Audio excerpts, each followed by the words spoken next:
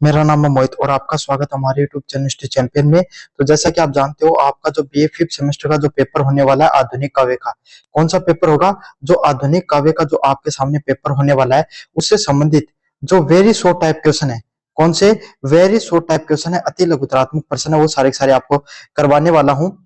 काफी ज्यादा महत्वपूर्ण आपके सामने क्लास होने वाली है। लेकिन इस क्लास को शुरू करें इससे पहले सभी बच्चों से रिक्वेस्ट है, प्लीज चैनल को सब्सक्राइब कर देना। अपने को 30,000 सब्सक्राइबर, कितने 30,000 सब्सक्राइबर के अपन बहुत ज्यादा नजदीक है।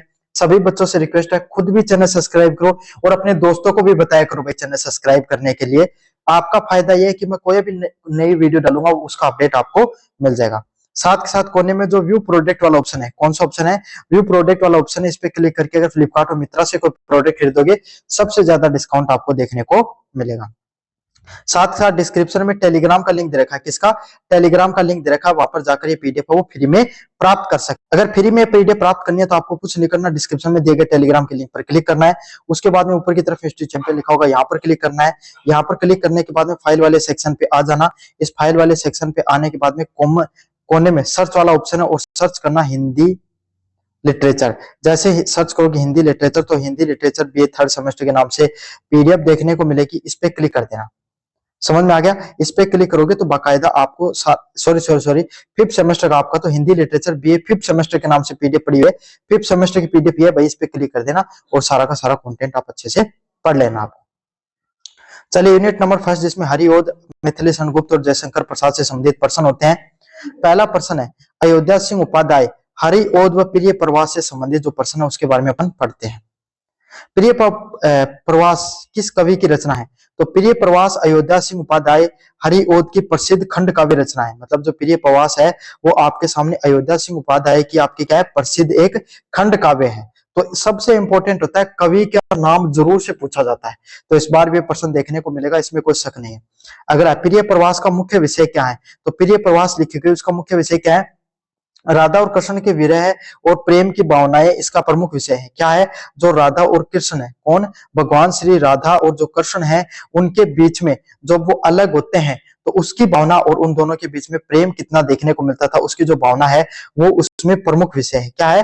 प्रमुख विषय के रूप में उसको दिखाया गया है। क्या दिखाया गया? उसको प्रमुख विषय के रूप में दिखाया गया है। राधा कृष्ण के बीच में प्रेम में और जो बाकी के बीच में जो प्रेम की भावना है उसको मुख्य विषय के रूप में दिखाया गया है। चलिए छठे श्रृंग का केंद्रीय भाव क्या है? जो छठा श्रृंग है उसमें क्या? राधा की विरह वेदना का मनोभाव दिखाया गया है। क्या दिखाया गया है? जो राधा है, अपनी जो राधा है, राधा रानी है ना, उनकी वो कैसे आपके सामने जो भगवान श्री कृष्ण से अलग होने के बाद में अपने आप का जो मनोदशा उनकी किस प्रकार से, उसके बारे में दिखाया गया है षष्ठ श्रृंग के अंदर। समझ में आ गया? मोस्ट इंपोर्टेंट भाई ये पॉइंट था, अच्छे से देख लेना। राधिका की चिंता का कारण क्या है? तो भगवान जो राधा है, माता राधा है, उनकी चिंता का कारण क्या है? तो उनकी चिंता का कारण कृष्ण से वियोग। मतलब वो भगवान कृष्ण से क्या हो जाती हैं? अलग हो जाती हैं। क्या हो जाती हैं? भगवान श्री कृष्ण से अलग हो जाती है, तो उनका जो वियोग होना, उनका जो भगवान श्री कृष्ण से अलग होना राधा जी की प्रमुख चिंता का कारण है। क्या है? जो राधिका है या माता राधा है उनके प्रमुख चिंता का कारण है। काव्य में विरह का चित्रण कैसे लगा? तो काव्य है, कौन सा है? जो साहित्यिक काव्य है उसमें जो विरह का चित्रण, किसका चित्रण? जो विरह है। विरह क्या होता है आपके सामने? जब आपके सामने दो प्रेमी और प्रेमिका अलग होते हैं तो किस प्रकार से दिखाया गया है? तो करुण और मार्मिक शैली। कैसी शैली? करुण और मार्मिक शैली का प्रयोग किया गया है। कैसी शैली का? करुण और मार्मिक शैली। ये कैसी शैली होती है? कोई भी भावनाओं से परिपूर्ण कोई व्यक्ति होता है ना, उसके ऊपर अगर आप कोई भी साहित्य की रचना करते हो तो उसी को कहा जाता है। समझ में आ गया? चलिए मैथिली सेनगुप्त साकेत से प्रश्न है। साकेत का मुख्य पात्र कौन है? ये इंपॉर्टेंट प्रश्न है, ये देखने को मिलता है भाई। साकेत है उसके अंदर जो मुख्य पात्र कौन है? उर्मिला। कौन है भाई आपके सामने? उर्मिला है वो आपके सामने, वो साकेत के मुख्य पात्र के रूप में उनको जाना जाता है।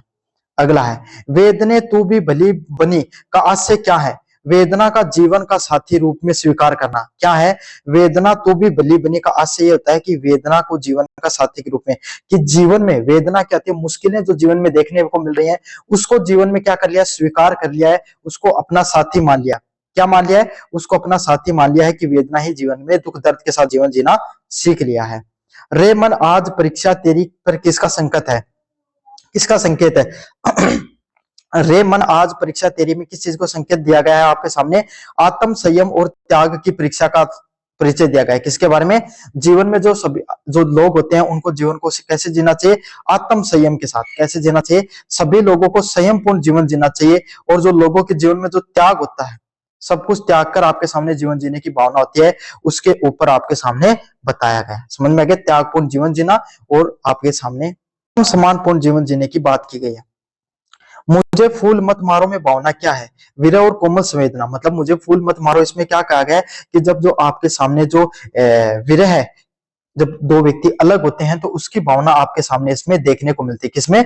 मुझे फूल मत मारो। किसमें देखने को मिलती है? मुझे फूल मत मारो, इसमें ये आपके सामने भावना वो देखने को मिलती है। यशोधरा का चरित्र चित्रण कैसा है? तो यशोधरा माता यशोधरा का चरित्र चित्रण कैसा? त्यागमय। मतलब वो आपके सामने जीवन में त्याग कर रही हैं और धैर्यवान, अपने जीवन में मुश्किल परिस्थितियों में भी उन्होंने अपना धैर्य नहीं खोया है, धैर्यवान जीवन जी रही हैं। वो आपके सामने चरित्र देखने को मिलता है। क्या देखने को मिलता है? चरित्र देखने को मिलता है। कैसा चरित्र देखने को मिलता है?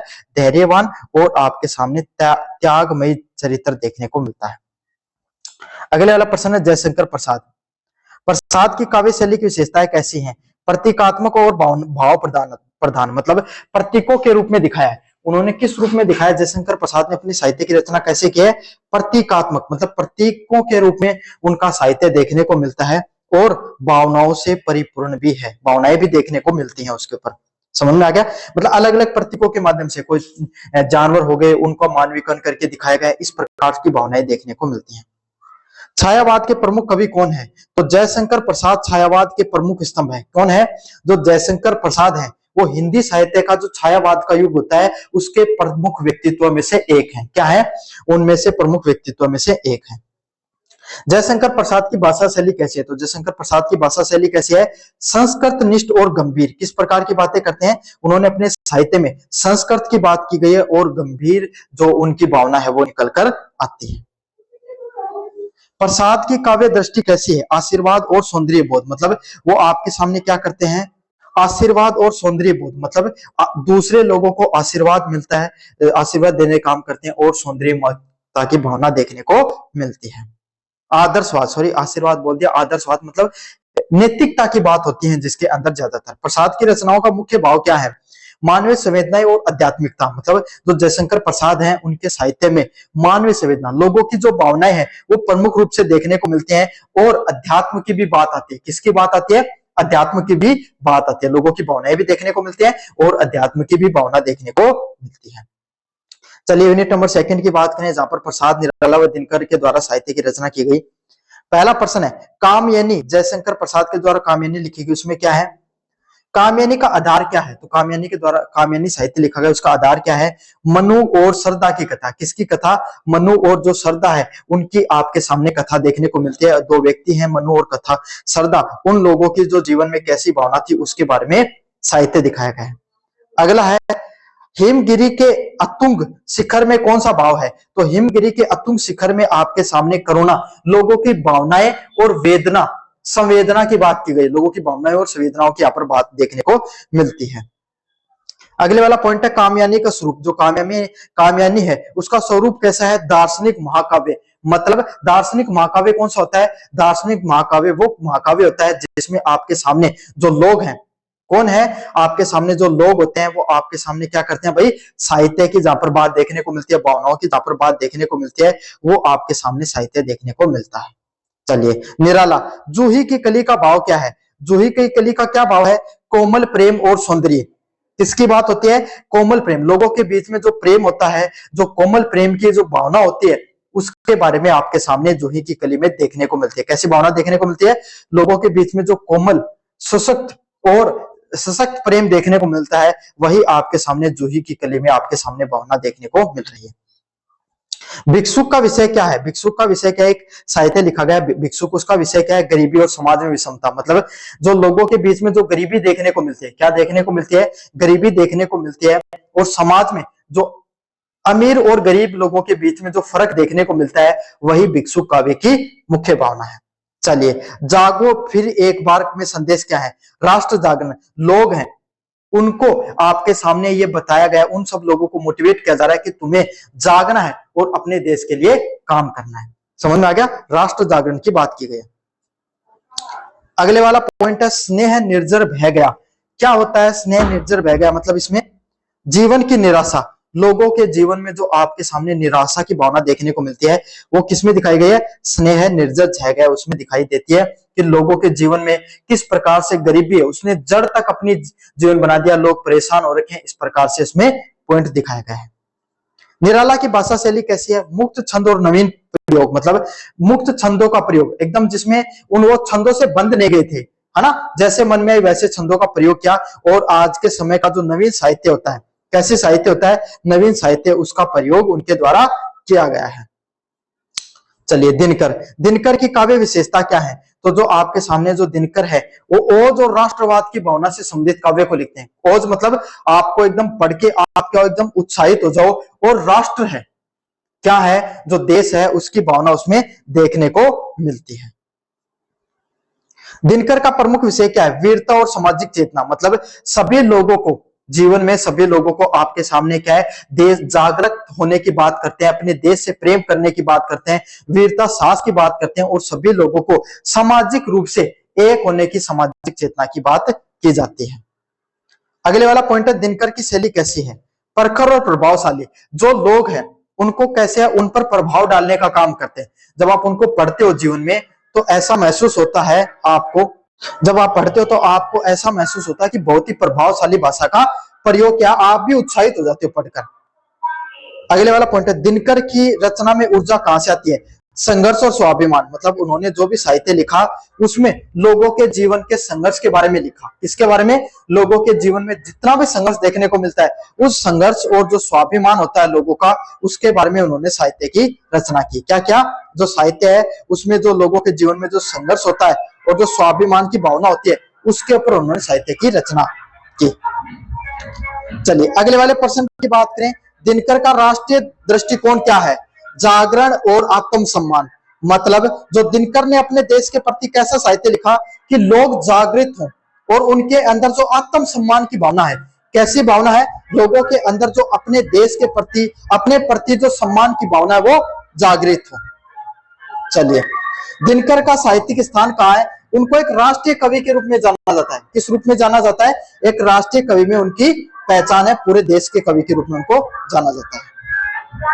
दिनकर की काव्य भाषा कैसी है? सरल किंतु ओजस्वी, मतलब एकदम सरल भाषा में उन्होंने अपने साहित्य की रचना की और ओजस्वी साहस से भरा हुआ उनका साहित्य दिखाई देता है।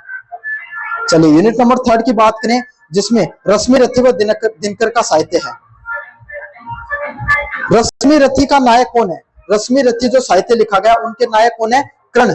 कौन है? जो कर्ण है उनके द्वारा रश्मि रथी जो साहित्य है उसकी रचना की गई है। सप्तम सरंग का मुख्य भाव क्या होता है? जो सप्तम सरंग लिखा गया है रश्मि नायिका में उसमें क्या है? युद्ध और आत्मसम्मान की बात। किसकी बात की गई है? जो लोगों के बीच में जो युद्ध देखने को मिलता था और लोगों के बीच में जो अपने रेस्पेक्ट की भावना, आत्मसम्मान की भावना है उसकी यहाँ पर बात की गई थी। किसकी? युद्ध और आत्मसम्मान की बात यहाँ पर देखने को मिलती थी। चलिए आगे, नदी के द्वीप का क्या आशय है? आगे के द्वारा जो नदी का द्वीप लिखा गया उसका क्या आशय है? जीवन की जटिलता, जो लोगों का जो जीवन होता है उसमें किस प्रकार की परेशानियां देखने को मिलती हैं, क्या देखने को मिलती हैं? लोगों के जीवन में अनेक प्रकार की जो मुश्किलें देखने को मिलती हैं उसके ऊपर उन्होंने लिखा, क्योंकि जानने ही आपके सामने आगे जाते हैं मनोवैज्ञानिक साहित्य लिखने के लिए। अगला वाला प्रश्न है आगे की शैली, प्रतीकात्मक और आधुनिक, मतलब आगे के द्वारा जो साहित्य लिखा गया उसमें उन्होंने प्रतीकों का प्रयोग किया और आधुनिक साहित्य है उसका प्रमुख प्रयोग उनके द्वारा किया गया है। मुक्तिबोध, भूल गलती में भाव क्या है? भूल और गलती जो साहित्य लिखा गया उसमें क्या? आत्म आलोचना, खुद की जो जीवन में की गई कमियां है उसके बारे में आपके सामने भूल व गलती में उनके साहित्य में लिखा गया। खुद की आलोचना की, आत्म आलोचना उन्होंने करने का काम किया गया। किसके द्वारा? मुक्तिबोध में। किसमें? मुक्तिबोध में। चलिए मुक्तिबोध की कविता क्या होती है? बौद्धिक और सामाजिक चेतना, जिसमें आप लोगों की बुद्धि से संबंधित और जो समाज की जो चेतना है, समाज की जो भावना है उससे संबंधित आपके सामने साहित्य देखने को मिलता है। मुक्तिबोध कैसी है? लोगों की जो भावना है ना, लोगों के अंदर खुद की कैसे आलोचना करते हैं उसके बारे में बताया गया है और सामाजिक रूप से लोगों की बातें की गई। नागार्जुन, अकाल और उसके बाद का विषय किस पर पड़ा? ग्रामीण पीड़ा। लोगों के जीवन में किस प्रकार के जो कमियां होती हैं, लोगों के जीवन में किस प्रकार की जो आपके सामने जो कमियां होती हैं उसके बारे में आपके सामने ग्रामीण पीड़ा के नामक साहित्य में लिखा गया है। किसमें? ग्रामीण पीड़ा में। नागार्जुन की विशेषता, नागार्जुन की विशेषता उनको एक जन कवि के रूप में जाना जाता है। कैसे जाना जाता है? एक जन कवि के रूप में उनको जाना जाता है। चलिए यूनिट नंबर 4 की बात करें। दुमिल की कविता की विशेषता, दुमिल के द्वारा जो कविता लिखी गई उसकी क्या विशेषता है? तिखी राजनीतिक व्यंग्य शैली। कैसी शैली है? राजनीति पर उन्होंने तीखा व्यंग्य किया है। क्या क्या है? राजनीति पर उन्होंने तीखा व्यंग्य किया गया है उनके द्वारा। रोटी और संसद में क्या संदेश है? जन समस्याओं पर कटाक्ष, मतलब जीवन में जिंदगी में जितनी भी समस्याएं आती हैं उन समस्याओं पर क्या किया गया है? कटाक्ष किया गया है। क्या किया गया है? कटाक्ष किया गया है कि भाई लोगों के जीवन में कैसी कैसी समस्याएं आती हैं। मोचीराम कविता का विषय क्या है? मोचीराम कविता में क्या बताया गया? जो अलग समाज में अलग अलग प्रकार का वर्ग देखने को मिलता है। क्या देखने को मिलता है? समाज में जो अलग अलग प्रकार का जो वर्ग देखने को मिलता है उसमें जो विभाजन है, उसमें क्या है? जो विभाजन है उसके ऊपर बात की गई है। क्या बात की गई है? समाज में जो अलग अलग प्रकार के जो वर्ग होते हैं उनमें जो विभाजन देखने को मिलता है उसकी बात की गई है। किसमें? मोचीराम कविता में। कुंवर नारायण की शैली, तो कुंवर नारायण जो साहित्य है उसमें सूक्ष्म संवेदनाओं की बात की गई है। किसकी बात की गई है? सूक्ष्म संवेदनाएं, छोटी छोटी जो आपके सामने लोगों की जो भावनाएं होती हैं उसके बारे में बात किया गया। किसमें? कुंवर नारायण में। किसमें बात किया गया भाई? कुंवर नारायण जो साहित्य है उसमें बात किया गया सूक्ष्म छोटी छोटी संवेदनाओं के बारे में। आपकी बार लोटोत्व का भावना क्या है? स्मृति और आत्मचिंतन, मतलब लोगों की जो सोचने की जो क्षमता होती है, आत्मचिंतन, लोगों को अपनी बातों के बारे में सोच विचार करना चाहिए उसके बारे में बताया गया है। किसमें? अब की बार लोटोत्व में। सोचने के बारे में और आत्मचिंतन, जो लोगों को अपने बारे में चिंतन करना चाहिए उसके बारे में बताया गया है। घर रहेंगे में भावना क्या है? स्थायित्व और आशा। लोग हैं उनकी जो भावनाएं हैं, कैसे लोगों को अपने जीवन में उम्मीद होती है और स्थायित्व की भावना बात की गई। किसमें? घर रहेंगे में। उदासी के रंग का संदेश क्या है? जीवन का विषाद पूर्ण अनुभूति होना, मतलब जीवन में आपके सामने जो लोगों में जो अलग अलग प्रकार की जो जीवन में लोगों की समस्याएं होती हैं उसके बारे में बताया गया। किसमें? उदासी के रंग में। किसमें बताया गया? उदासी के रंग में बताया गया है। नागार्जुन को जन कवि क्यों कहा गया है? जनजीवन का चित्रण, लोगों की जिंदगी कैसे हुआ करती थी उसके ऊपर उन्होंने साहित्य लिखा है। किनके द्वारा? नागार्जुन के द्वारा। किसके द्वारा? नागार्जुन के द्वारा। आधुनिक कविता की विशेषता क्या है? यथार्थवाद, जीवन की जो वास्तविकताएं हुआ करती थी, क्या जीवन की जो वास्तविकता हुआ करती थी उसके ऊपर साहित्य लिखा गया है। किसमें? आधुनिक कविताओं में। किनमें? आधुनिक कविताएं होती थी उनमें जो जीवन की, आज के समाज का जो जीवन होता है उसकी वास्तविकताओं के बारे में लिखा गया है। छायावाद की क्या विशेषता है? प्रकृति और भावुकता, प्रकृति से संबंधित चित्रण है वो छायावाद में सबसे ज्यादा देखने को मिलता है। कहा? छायावाद में सबसे ज्यादा देखने को मिलता है और लोगों को क्या है? भावनात्मक रूप से जुड़ाव भी देखने को मिलता है। तो प्रकृति और भावुकता दोनों छायावाद की मुख्य विशेषताओं में से एक है। तो बच्चों ये था आपके सामने जो आधुनिक काव्य से संबंधित जितने महत्वपूर्ण प्रश्न है सारे मैंने आपको बता दिए। चैनल को जरूर से सब्सक्राइब कर देना, वीडियो को जरूर से लाइक कर देना।